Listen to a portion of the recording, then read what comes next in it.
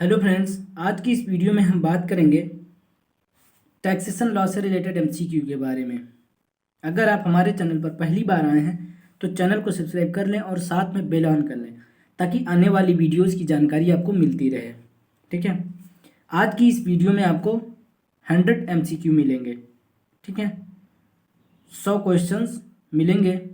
ठीक है, और एलएलबी 6 सेमेस्टर वालों के लिए ये वीडियो इम्पॉर्टेंट है और बीए एलएलबी 7 सेमेस्टर वाले स्टूडेंट के लिए भी इम्पॉर्टेंट वीडियो है। ठीक है, देखिए एलएलबी 6 सेमेस्टर वालों का रिवाइज हो जाएगा और बीए एलएलबी 7 सेमेस्टर का भी पूरी तरह से तैयारी हो जाएगा। ठीक है, तो आज की इस वीडियो में आपको 100 क्वेश्चंस मिलेंगे और फिर नेक्स्ट वीडियो जो आएगी उसमें भी आपको 100 क्वेश्चंस मिलेंगे एमसीक्यू। ठीक है, तो इस वीडियो को आप ज़्यादा से ज़्यादा शेयर करें और इस वीडियो के 100 क्वेश्चंस पूरे देखें और तैयार करें। ठीक है, तो चलिए वीडियो में हमारे साथ अंत तक बने रहिएगा।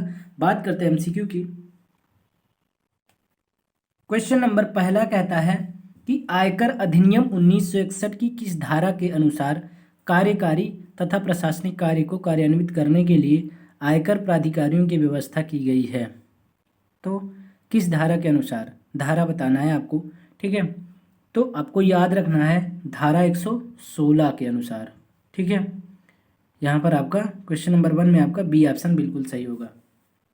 क्वेश्चन नंबर दूसरा क्या कहता है कि केंद्रीय प्रत्यक्ष कर बोर्ड का गठन केंद्रीय राजस्व बोर्ड के किस अधिनियम के अंतर्गत किया गया है।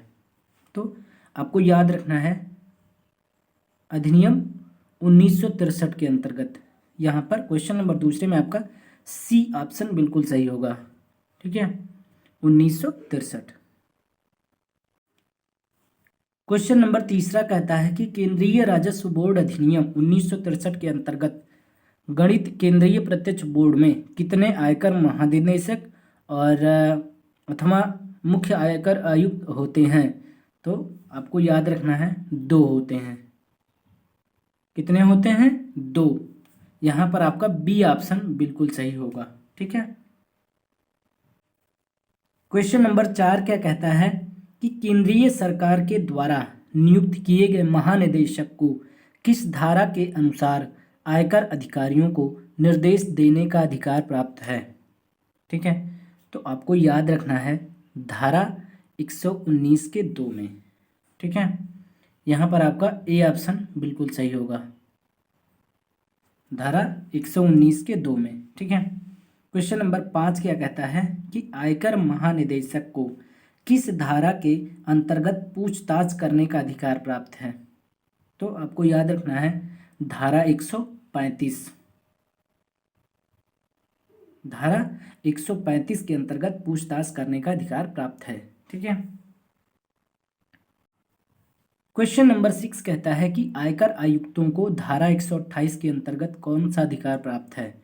तो आपको याद रखना है आयकर निरीक्षकों को काम सौंपना। ठीक है, सी ऑप्शन आपका यहाँ पर बिल्कुल सही होगा। क्वेश्चन नंबर 7 क्या कहता है कि आयकर महानिदेशक किस धारा के अंतर्गत बही खाते की मांग कर सकते हैं। तो आपको धारा बतानी है, धारा 132 के अंतर्गत। ए ऑप्शन आपका यहाँ पर बिल्कुल सही होगा क्वेश्चन नंबर 7 में। क्वेश्चन नंबर 8 कहता है कि धारा 119(2) के अनुसार आयकर अधिकारियों को निर्देश देने का अधिकार किसे प्राप्त है। तो आपको याद रखना है आयकर महानिदेशक को भी और आयकर निदेशक दोनों को याद रखिएगा। तो यहाँ पर आपका कौन सा ऑप्शन सही होगा? C is the right answer. Okay, question number 9 कहता है कि आयकर अधिकारी किस धारा के अनुसार, धारा पूछी गई है, किस धारा के अनुसार अग्रिम कर भुगतान की मांग कर सकते हैं। तो आपको याद रखना है धारा 210। सी ऑप्शन आपका यहाँ पर बिल्कुल सही होगा। ठीक है, चलिए क्वेश्चन नंबर 10 की बात करते हैं। क्वेश्चन नंबर 10 कहता है कि आयकर अपीलेट ट्रिब्यूनल का गठन किसके द्वारा होता है। तो आपको याद रखना है केंद्रीय सरकार द्वारा होता है। ठीक है, यहाँ पर आपका बी ऑप्शन बिल्कुल सही होगा क्वेश्चन नंबर 10 में। क्वेश्चन नंबर 11 कहता है कि आयकर अधिकारी, कर वसूली अधिकारी और आयकर निरीक्षकों की नियुक्ति आयकर अधिनियम 1961 की किस धारा के अनुसार, धारा पूछी गई है कि किस धारा के अनुसार कार्यकारी तथा प्रशासनिक कार्य कार्यान्वित करने के लिए की जाती है। ठीक है, तो आपको याद रखना है धारा 116 में कौन सा ऑप्शन सही होगा, सी ऑप्शन सही होगा आपका। ठीक है,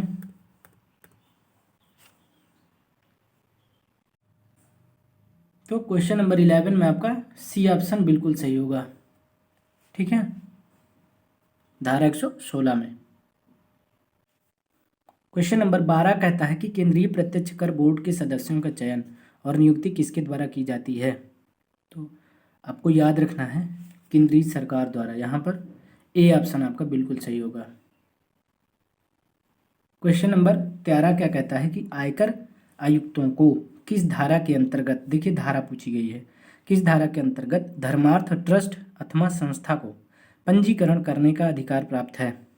तो आपको याद रखना है, ठीक है, धारा 12A के ए में। ठीक है, तो यहाँ पर आपका ए ऑप्शन सही होगा। क्वेश्चन नंबर 14 कहता है कि आयकर आयुक्त को किस धारा के अंतर्गत, धारा पूछी गई है कि किस धारा के अंतर्गत क्षेत्राधिकारी बदलने का अधिकार प्राप्त है। ठीक है, तो आपको याद रखना है धारा 125, सी ऑप्शन आपका यहाँ पर बिल्कुल सही होगा। क्वेश्चन नंबर 15 क्या कहता है कि कानून के प्रावधानों एवं नियमों को पूर्ण न करने पर लगाया जाने वाला डॉट डॉट अर्थदंड कहलाता है। तो लगाया जाने वाला यहाँ पे पूर्ति करना है आपको रिक्त स्थान की, तो यहाँ पर आपका ये ऑप्शन सही होगा, आर्थिक दंड। ठीक है, मतलब कानून के प्रावधानों एवं नियमों को पूर्ण न करने पर लगाया जाने वाला आर्थिक दंड अर्थदंड कहलाता है, याद रखिएगा। तो यहाँ पर आर्थिक दंड भरा जाएगा। क्वेश्चन नंबर 15 में ए ऑप्शन सही होगा। क्वेश्चन नंबर 16 कहता है कि आयकर प्राधिकारी के आदेश से व्यथित कोई व्यक्ति पुनर्विलोकन या पुनरीक्षण की याचिका आयकर आयुक्त के न्यायालय में किस आधार पर दायर कर सकता है। तो आपको याद रखना है ए एवं बी दोनों। ठीक है, सी ऑप्शन आपका यहाँ पर बिल्कुल सही होगा, मतलब राजस्व के हित में पुनरीक्षण और निर्धारित के हित में पुनरीक्षण। ठीक है, तो C is the right answer. Question number 17 क्या कहता है कि आयुक्त के पास धारा 271 और 272A के अंतर्गत क्या अधिकार प्राप्त है। तो आपको याद रखना है दंड लगाना, यहाँ पर आपका बी ऑप्शन बिल्कुल सही होगा। क्वेश्चन नंबर 18 कहता है कि धारा CE के अंतर्गत किसी वार्षिकीय अनुबंध के बारे में अनुमोदन देने का अधिकार प्राप्त है। तो आपको याद रखना है आयकर आयुक्तों को। ठीक है, क्वेश्चन 18 में आपका ए ऑप्शन सही होगा।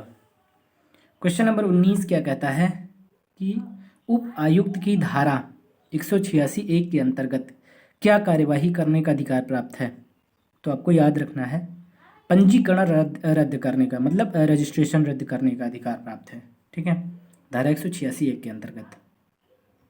यहाँ पर आपको धारा याद रखनी है कि धारा 186(1) के अंतर्गत क्या कार्यवाही करने का अधिकार प्राप्त है। ठीक है, तो पंजीकरण रद्द करने का अधिकार प्राप्त है। ठीक है, क्वेश्चन नंबर 19 में आपका सी ऑप्शन बिल्कुल सही है। क्वेश्चन नंबर 20 कहता है कि राजस्व के हित में पुनरीक्षण का प्रावधान किस धारा में किया गया है। तो आपको याद रखना है धारा 260 में। ठीक है, ये ऑप्शन बिल्कुल सही होगा आपका। क्वेश्चन नंबर 21 कहता है कि अर्थदंड लगाने के सामान्य सिद्धांत निम्नलिखित में से कौन है। तो देखिए अर्थदंड लगाने के सामान्य सिद्धांत जो है विवेकाधीन शक्ति, अर्थदंड की मात्रा और प्रक्रिया। ठीक है, ये सभी हैं, तो यहाँ पर आपका डी ऑप्शन सही होगा, ये सभी। ठीक है, क्वेश्चन नंबर 22 कहता है कि आयकर अपीलेट ट्रिब्यूनल के संदर्भ में निम्नलिखित में से कौन सा कथन सत्य है। तो आपको सत्य कथन चुनना है। ठीक है, तो आपको याद रखना है यहाँ पर आपका ए एवं बी दोनों कथन सत्य हैं, इसका मतलब सी ऑप्शन सही होगा। अब ए और बी में क्या कहा है इसको भी याद कर लीजिएगा। आयकर अपीलेट ट्रिब्यूनल की नियुक्ति केंद्रीय सरकार द्वारा होती, याद रखिएगा। केंद्रीय सरकार आवश्यकतानुसार न्यायिक और लेखा सदस्यों को नियुक्त करती है, याद रखिएगा। तो इसलिए यहाँ पर सी ऑप्शन आपका बिल्कुल सही है, ठीक है। क्वेश्चन नंबर 23 क्या कहता है कि धारा 132 के अंतर्गत तलाशी तथा अधिग्रहण का अधिकार निम्नलिखित में किससे प्राप्त है, ठीक है। तो आपको याद रखना है इन सभी को, ठीक है, मतलब आयकर महानिदेशक को भी, आयकर आयुक्त को भी और आयकर आयुक्त को, ठीक है, ऑल्सो, ठीक है। तो यहाँ पर आपका डी ऑप्शन आपका बिल्कुल सही होगा। क्वेश्चन नंबर 23 का डी ऑप्शन बिल्कुल सही होगा। क्वेश्चन नंबर 24 कहता है कि केंद्रीय सरकार के द्वारा निम्न में किसकी नियुक्ति की जाती है। तो आपको याद रखना है आयकर महानिदेशक की भी नियुक्ति की जाती है, आयकर निदेशक की भी की जाती है और आयुक्त को भी की जाती है, ठीक है। तो आपको याद रखना है इन सभी की, ठीक है। केंद्रीय सरकार के द्वारा आयकर महानिदेशक की भी नियुक्ति की जाती है, आयकर निदेशक की भी और आयुक्त की भी नियुक्ति की जाती है। तो इन सभी की, मतलब डी ऑप्शन सही होगा। क्वेश्चन नंबर 25 कहता है कि अंतर्राज्यीय कर उन्मुक्ति के सिद्धांत का प्रतिपादन जो है 1819 में किसने किया, आपको ये बताना है, ठीक है। तो आपको याद रखना है अमेरिकी सर्वोच्च न्यायालय ने। यहाँ पर आपका ए ऑप्शन बिल्कुल सही होगा, ठीक है। चलिए आगे बात करते हैं क्वेश्चन नंबर 26 की। क्वेश्चन नंबर 26 कहता है कि समवर्ती सूची के विषय पर विधि बनाने की शक्ति किसे प्राप्त है। तो आपको याद रखना है केंद्र व राज्यों को। यहाँ पर सी ऑप्शन आपका बिल्कुल सही होगा, ठीक है। और याद रखिएगा चयनात्मक अनुदान किस प्रकार का हो सकता है, क्वेश्चन नंबर 27। तो आपको याद रखना है मैचिंग और गैर मैचिंग दोनों, ठीक है। तो यहाँ पर आपका सी ऑप्शन सही होगा, ए एवं बी दोनों, ठीक है। क्वेश्चन नंबर 28 कहता है कि ऊर्ध्ववित्तीय असंतुलन को कम या समाप्त करने के लिए समन्वय की किस विधि का प्रयोग सामान्यतः किया जाता है। तो आपको याद रखना है कर समन्वय और अनुदान द्वारा समन्वय, ठीक है। तो यहाँ पर ए एवं बी दोनों द्वारा किया जाता है, तो यहाँ पर सी ऑप्शन आपका बिल्कुल सही होगा, ठीक है। क्वेश्चन नंबर 29 कहता है कि भारत में संघीय वित्त व्यवस्था का प्रारंभ वस्तुतः कब से प्रारंभ हुआ है। तो आपको याद रखना है 1865 ईस्वी से, ठीक है। यहाँ पर आपका ए ऑप्शन आपका बिल्कुल सही होगा, ठीक है। क्वेश्चन नंबर 30 कहता है कि भारत में नया संविधान कब लागू हुआ। तो आपको याद रखना है 26 जनवरी 1950 को लागू हुआ, मतलब यहाँ पर आपका बी ऑप्शन बिल्कुल सही होगा। क्वेश्चन नंबर 31 कहता है कि भारतीय संविधान के किस अनुच्छेद के अनुसार राज्यों को केंद्र सरकार की उस संपत्ति पर कर लगाने का अधिकार होगा जिस पर उन्हें सर्वप्रथम लागू होने के पूर्व कर लगाने का अधिकार था, ठीक है। तो आपको याद रखना है अनुच्छेद 285(2) में, ठीक है। 31 का ए ऑप्शन बिल्कुल सही होगा। क्वेश्चन नंबर 32 कहता है कि भारतीय संविधान द्वारा, देखिए यहाँ पर खाली स्थान भरना है, संघीय सरकार में निहित की गई है तो रिक्त स्थान की पूर्ति कीजिए। तो यहाँ पर भारतीय संविधान द्वारा अवशिष्ट शक्तियाँ संघीय सरकार में निहित की गई हैं, ठीक है। तो यहाँ पर बी ऑप्शन सही होगा। क्वेश्चन नंबर 33 क्या कहता है कि संघीय कर व्यवस्था में वित्तीय असंतुलन के पहलू नहीं हैं। तो आपको याद रखना है इनमें से कोई नहीं। यहाँ पर आपका D option is the right answer, okay. Question number 34 की बात करेंगे। क्वेश्चन नंबर 34 कहता है कि भारत में पहली पंचवर्षीय योजना कब लागू हुई। तो आपको याद रखना है 1951 ईस्वी में, ठीक है। C is the right answer.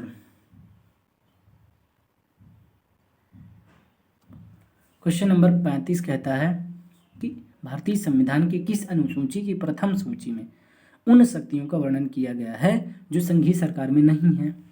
तो आपको याद रखना है सातवीं अनुसूची की प्रथम सूची में, ठीक है। क्वेश्चन नंबर 36 कहता है कि राज्यों द्वारा लगाए जाने वाला कौन सा कर है। तो आपको याद रखना है भूमि पर लगान, कृषि आय पर कर और क्रय विक्रय पर कर, ये सभी, D is the right answer. Okay, question number 37 कहता है कि भारतीय संविधान का कौन सा अनुच्छेद राज्यों की संपत्ति तथा आय को संघ के करों से विमुक्ति प्रदान करता है? तो आपको याद रखना है अनुच्छेद 279। ठीक है।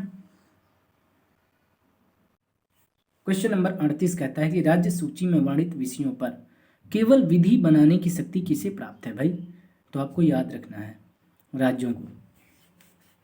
ठीक है, मतलब बी ऑप्शन आपका यहाँ पर बिल्कुल सही होगा। क्वेश्चन नंबर 39 कहता है कि अनुदान के मूल उद्देश्य को प्राप्त करने में किस प्रकार के अनुदान की आवश्यकता होती है? तो मैचिंग अनुदान। यहाँ पर आपका ए ऑप्शन बिल्कुल सही होगा। क्वेश्चन नंबर 40 कहता है कि भारतीय संविधान कैसा संविधान है? तो याद रखिएगा संघीय संविधान है। ठीक है, C is the right answer. Question number 41 कहता है कि भारतीय संविधान की 7वीं अनुसूची की कौन सी सूची राज्य सूची है? तो आपको याद रखना है दूसरी। ठीक है, क्वेश्चन नंबर 41 का बी ऑप्शन बिल्कुल सही होगा। क्वेश्चन नंबर 42 कहता है कि भारतीय संविधान के अनुच्छेद 269(2) के अधीन केंद्र सरकार राज्यों को क्या देती है? ऋण, लोन। ठीक है, तो यहाँ पर आपका बी ऑप्शन बिल्कुल सही होगा। क्वेश्चन नंबर 43 कहता है कि भारतीय संविधान के कौन से अनुच्छेद में केंद्र सरकार की संपत्ति को सभी प्रकार के राज्य करों से विमुक्त प्रकार प्राप्त होती है? तो आपको याद रखना है अनुच्छेद 285। ठीक है, अनुच्छेद 285 में। क्वेश्चन नंबर 44 कहता है कि भारतीय संविधान के कौन से अनुच्छेद में संघ तथा राज्यों के बीच विधायी शक्तियों के वितरण के बारे में प्रावधान किया गया है? तो आपको याद रखना है अनुच्छेद 245 तथा 255। ठीक है, याद रखिएगा। क्वेश्चन नंबर 45 कहता है कि संघ सूची के विषयों पर विधि किसके द्वारा बनाई जा सकती है? तो आपको याद रखना है केंद्र सरकार द्वारा। ये ऑप्शन बिल्कुल सही होगा। क्वेश्चन नंबर 46 कहता है कि भारत में गणतंत्र कब बना? तो आपको याद रखना है 1950 ईस्वी में। क्वेश्चन नंबर 47 कहता है कि संघीय सरकार द्वारा कौन सा कर नहीं लगाया जाता है? तो क्रय विक्रय पर कर। क्वेश्चन नंबर 48 कहता है कि भारतीय वित्त आयोग का मुख्यालय कहाँ है? तो आपको याद रखना है नई दिल्ली में। क्वेश्चन नंबर 49 की बारी है। क्वेश्चन नंबर 49 क्या कहता है कि भारत में जीएसटी कब लागू की गई? तो आपको याद रखना है 1 जुलाई 2017 ईस्वी में। ठीक है, क्वेश्चन नंबर 50 क्या कहता है कि भारत में जीएसटी लागू करने का सुझाव किस समिति ने दिया था? विजय केलकर समिति ने दिया था। ठीक है, याद रखिएगा। क्वेश्चन नंबर 51 कहता है कि भारतीय संविधान में जीएसटी परिषद को कौन से अनुच्छेद में रखा गया है? तो आपको याद रखना है अनुच्छेद 279A में। क्वेश्चन नंबर 52 कहता है कि भारत जीएसटी लागू करने वाला कौन सा देश है? तो आपको याद रखना है 161वां। ठीक है, क्वेश्चन नंबर 53 कहता है कि जीएसटी किसकी आपूर्ति पर लागू होता है? माल एवं सेवाओं पर। ठीक है, माल एवं सेवाओं पर। क्वेश्चन नंबर 54 कहता है कि भारत में सबसे अंतिम में जीएसटी किस राज्य ने लागू किया? तो जम्मू कश्मीर ने लागू किया, याद रखिएगा। क्वेश्चन नंबर 55 कहता है कि जीएसटी परिषद में राज्यों को कितने वोट का अधिकार दिया गया है? तो याद रखिएगा 2/3। ठीक है, क्वेश्चन नंबर 56 कहता है कि किस संविधान संशोधन के द्वारा भारत में जीएसटी लागू किया गया है? तो 101वां। ठीक है, क्वेश्चन नंबर 57 कहता है कि जीएसटी का मुख्यालय कहाँ है? दिल्ली में। क्वेश्चन नंबर 58 कहता है कि जीएसटी के अंतर्गत निर्धारित की गई दरें कितने प्रकार की हैं? तो 4 प्रकार की होती हैं। ठीक है, याद रखिएगा। क्वेश्चन नंबर 59 कहता है कि जीएसटी बिल का प्रारूप तैयार करने वाले समिति के पहले अध्यक्ष कौन थे? असीम दास गुप्ता जी थे, याद रखिएगा। क्वेश्चन नंबर 60 कहता है कि जीएसटी परिषद की स्थापना कब हुई थी? तो आपको याद रखना है 12 सितंबर 2016 को। क्वेश्चन नंबर 61 कहता है जीएसटी की चोरी करने पर कितने वर्षों के लिए कारावास का प्रावधान है? तो 5 वर्ष। ठीक है। क्वेश्चन नंबर 62 कहता है कि जीएसटी दिवस कब मनाया जाता है? 1 जुलाई को। ठीक है। क्वेश्चन नंबर 63 कहता है कि संसद में 2014 में 122वां संविधान संशोधन बिल किसके लिए प्रस्तुत किया गया? तो आपको याद रखना है जीएसटी के लिए प्रस्तुत किया गया था। ठीक है। क्वेश्चन नंबर 64 कहता है कि जीएसटी का ब्रांड एम्बेसडर कौन है? तो अमिताभ बच्चन जी हैं। ठीक है। क्वेश्चन नंबर 65 कहता है जीएसटी परिषद का अध्यक्ष कौन है या कौन होता है? तो वित्त मंत्री होता है जीएसटी परिषद का अध्यक्ष। ठीक है। क्वेश्चन नंबर 66 कहता है कि जीएसटी को कितने भागों में बांटा गया है? ठीक है। क्वेश्चन नंबर 66 की बात करेंगे। तो क्वेश्चन नंबर 66 कहता है जीएसटी को कितने भागों में बांटा गया है? तो 3 भागों में। जीएसटी लागू करने वाला दूसरा राज्य भारत में कौन था? तो बिहार। और भारत में जीएसटी का प्रस्ताव कब लाया गया था? 2000 ईस्वी में, याद रखिएगा। क्वेश्चन नंबर 69 कहता है कि विश्व में सर्वप्रथम जीएसटी किस देश में लागू हुई? फ्रांस में, याद रखिएगा। क्वेश्चन नंबर 70 कहता है कि भारत में जीएसटी लागू करने वाला प्रथम राज्य कौन सा था? भाई असम, याद रखिएगा। क्वेश्चन नंबर 71 कहता है कि जीएसटी पंजीकरण संख्या में कुल कितने डिजिट अंक होते हैं? तो याद रखिएगा 15 होते हैं। ठीक है। क्वेश्चन नंबर 72 कहता है जीएसटी किस प्रकार का कर है? इंपॉर्टेंट क्वेश्चन है, याद रखिएगा। तो अप्रत्यक्ष कर है। ठीक है। क्वेश्चन नंबर 73 कहता है कि जीएसटी प्रशासन के लिए कौन सा पोर्टल लॉन्च किया गया? तो जीएसटी पोर्टल लॉन्च किया गया था। क्वेश्चन नंबर 74 कहता है कि लोकसभा द्वारा, ठीक है, जीएसटी बिल कब पारित हुआ था? तो 3 अगस्त 2016 को। क्वेश्चन नंबर 75 कहता है कि भारत का जीएसटी किस देश के मॉडल पर आधारित है? तो कनाडा के। ठीक है, याद रखिएगा। 76 नंबर क्वेश्चन कहता है कि जीएसटी के अंतर्गत कितने अप्रत्यक्ष करों को शामिल किया गया है? तो 17, टोटल 17 है। ठीक है। क्वेश्चन नंबर 77 कहता है कि जीएसटी परिषद में सम्मिलित सदस्यों की कुल संख्या कितनी होती है? भाई 33। ठीक है, 33। क्वेश्चन नंबर 78 कहता है कि जीएसटी बिल पर राष्ट्रपति ने अपनी मंजूरी कब दी थी? तो आपको याद रखना है 8 सितंबर 2016 को।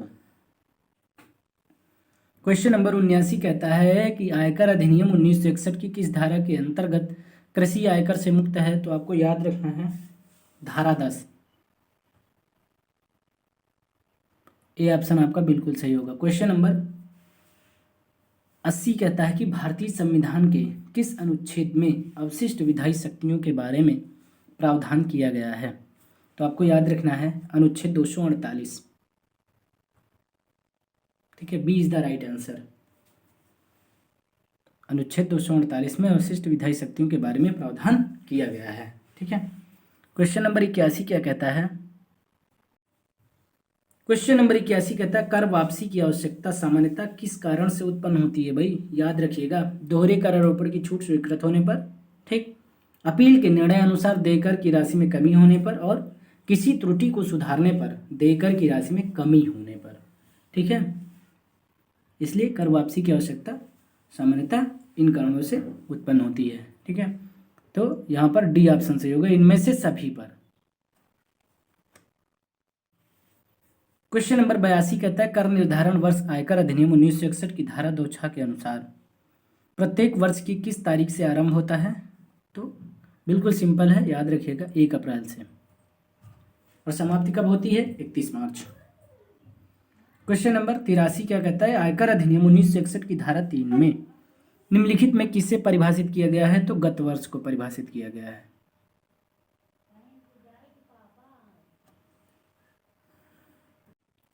क्वेश्चन नंबर 84 कहता है कि सर्वप्रथम बिहार की प्रांतीय सरकार ने कृषि आयकर कब लगाया? तो आपको याद रखना है 1938 ईस्वी में। A is the right answer. Question number 85 कहता है कि लाभांश को आयकर अधिनियम 1961 की किस धारा में परिभाषित किया गया है? तो आपको याद रखना है धारा 2 के 22वें खंड में। सी ऑप्शन आपका यहाँ पर बिल्कुल सही होगा। क्वेश्चन नंबर 86 कहता है कि अवशिष्ट विधायी शक्तियाँ वे शक्तियाँ हैं जो किस अनुसूची में सम्मिलित नहीं है? तो आपको याद रखना है इनमें से किसी में नहीं। ठीक है। क्वेश्चन नंबर 87 कहता है कि आयकर अधिनियम की धारा 222 किसे परिभाषित करती है? तो आपको याद रखना है लाभांश को। किसको परिभाषित करती है? लाभांश को। C is the right answer. Question number 88 कहता है कि किसी भी आय को कर योग्य होने के लिए निम्नलिखित शीर्षकों में से किसमें शामिल किया जाना जरूरी है? तो आपको याद रखना है यह सभी हैं, ठीक है, जो जरूरी हैं, ठीक है। वेतन भी है, पूंजी लाभ भी है और अन्य स्रोतों से आय भी है, ठीक है। तो ये सभी हैं, डी ऑप्शन सही हो गया। क्वेश्चन नंबर 89 कहता है करारोपण का प्रभार निर्धारित यहाँ पर खाली स्थान भरना की स्थिति के अनुसार बदलती रहती है। तो आपको याद रखना है आवासीय, यहाँ पर आपका ए ऑप्शन सही होगा। क्वेश्चन नंबर 90 कहता है कि मत्स्य उद्योग से प्राप्त आय क्या है? तो आपको याद रखना है कृषि आय नहीं है, ठीक। मत्स्य उद्योग जो है से प्राप्त आय क्या है? तो कृषि आय नहीं है, बी ऑप्शन सही है। क्वेश्चन नंबर 91 क्या कहता है कि आयकर अधिनियम 1961 की धारा 224 में किसको परिभाषित किया गया है? तो आपको याद रखना है आय को। ए ऑप्शन बिल्कुल सही होगा। क्वेश्चन नंबर 92 कहता है कि आयकर अधिनियम 1961 की धारा 4 में आयकर प्रभार को ... में प्रावधान किया गया है, रिक्त स्थान की पूर्ति करिए। तो आपको याद रखना है आरोपित करने के बारे में प्रावधान किया गया है, ठीक है। क्वेश्चन नंबर 93 कहता है कि संतुलित प्रभार को अन्य किस नाम से जानते हैं? तो आपको याद रखना है कर योग्य लाभ के नाम से, कर योग्य लाभ, ठीक है। क्वेश्चन नंबर 94 कहता है कि आयकर अधिनियम 1961 के अनुसार कर निर्धारण वर्ष की आखिरी तारीख क्या होती है? तो आपको याद रखना है 31 मार्च, ठीक है। क्वेश्चन नंबर 95 कहता है कि आयकर अधिनियम 1961 की धारा 4 व्यक्ति पर उसकी आय के संबंध में क्या आरोपित करती है? तो आयकर, मतलब धारा 4 व्यक्ति पर उसकी आय के संबंध में क्या आरोपित करती है? आयकर, ठीक है। बी ऑप्शन बिल्कुल सही होगा। क्वेश्चन नंबर 96 कहता है कि आयकर अधिनियम 1961 में कितनी अनुसूचियां हैं? तो XIV, बी ऑप्शन बिल्कुल सही होगा। क्वेश्चन नंबर 97 कहता है कि 1935 के अधिनियम के अंतर्गत कृषि गद्दारों पर करारोपण का अधिकार किसे दिया गया है? प्रांतों को। क्वेश्चन नंबर 98 कहता है कि अनुलाभ अथवा वेतन के बदले में मिले हुए लाभ किन धाराओं के अंतर्गत कर योग्य हैं? तो आपको याद रखना है धारा 17(2) और धारा 17(3) में, ठीक। क्वेश्चन नंबर 99 कहता है पहली बार कब कृषि आय और गैर कृषि आय दोनों को आयकर दायरे में शामिल किया गया था? तो आपको याद रखना है 1960 ईस्वी में, ठीक है। A is the right answer. Question number 100 कहता है कि अनुलाभ शब्द को आयकर अधिनियम 1961 की किस धारा में परिभाषित किया गया है? तो आपको याद रखना है धारा 17(2) में, ठीक है। 100 का बी ऑप्शन आपका बिल्कुल सही होगा। आई होप कि आपको वीडियो पसंद आएगी। वीडियो को लाइक करें, वीडियो को ज़्यादा से ज़्यादा शेयर करें अपने फ्रेंड्स के बीच, और चैनल पर पहली बार आए हैं तो सब्सक्राइब कर लें और साथ में बेल ऑन कर लें ताकि आने वाली वीडियोज़ की जानकारी आपको मिलती रहे, ठीक है। इस वीडियो के 100 क्वेश्चंस तैयार करिए। अब हम आपसे नेक्स्ट वीडियो मिलेंगे। बहुत बहुत धन्यवाद दोस्तों।